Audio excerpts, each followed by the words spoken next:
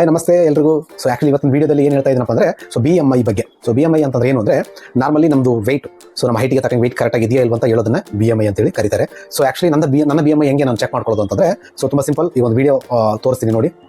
ನಿಮ್ಮ ಮೊಬೈಲ್ನಲ್ಲಿ ಗೂಗಲ್ನ ಓಪನ್ ಮಾಡಿಕೊಂಡು ಅದರಲ್ಲಿ BMI ಕ್ಯಾಲ್ಕುಲೇಟರ್ ಅಂತ ಹೇಳಿ ಟೈಪ್ ಮಾಡಿ. BMI ಕ್ಯಾಲ್ಕುಲೇಟರ್ ಬರುತ್ತೆ. ಅದನ್ನು ಕ್ಲಿಕ್ ಮಾಡಿ. ಬಂದಿದ್ದಾದಮೇಲೆ ಅಲ್ಲಿ ನಿಮ್ಮದು ವಯಸ್ಸು ಹಾಕಿ. ಸಪೋಸ್ ನಾನು ಒಬ್ಬರು ಎಕ್ಸಾಂಪಲ್ ಒಂದು 30 ಅಂತ ತೊಗೊತೀನಿ. ಬಟ್ ಅಲ್ಲಿ ಮೇಲ್ ಫೀಮೇಲ್ ಅಂತ ಇರುತ್ತೆ. ಮತ್ತು ಹೈಟ್ ನಿಮ್ದು ಎಷ್ಟು ಸೆಂಟಿಮೀಟರ್ ಇದೆ ಅದನ್ನು ಹಾಕಿ. ಸಪೋಸ್ ನಾನು 160 ಅಂತ ತೊಗೊತೀನಿ. 65 kg ಬೇಡ, 70 kg ತೊಗೊತೀನಿ. ಇಷ್ಟಿದೆ ಅಂದ್ಕೊಳ್ಳಿ. ನಿಮ್ಮದು ಏಜ್ ಎಷ್ಟಿದೆ ಅಷ್ಟು ಹಾಕಿ, ನೀವು ಮೇಲ ಫೀಮೇಲ್ ಹಾಕಿ. ನಿಮ್ಮದು ಹೈಟ್ ಎಷ್ಟು ಸೆಂಟಿಮೀಟರ್ ಅದನ್ನು ಹಾಕಿ, ಪ್ರೆಸೆಂಟ್ ವೆಯ್ಟ್ ಎಷ್ಟಿದೆ ಅದನ್ನು ಹಾಕಿ. ಕ್ಯಾಲ್ಕುಲೇಟರ್ ಕೊಟ್ಟರೆ ಪ್ರೆಸೆಂಟ್ ನಿಮ್ಮದು BMI 27.3 ಇದೆ.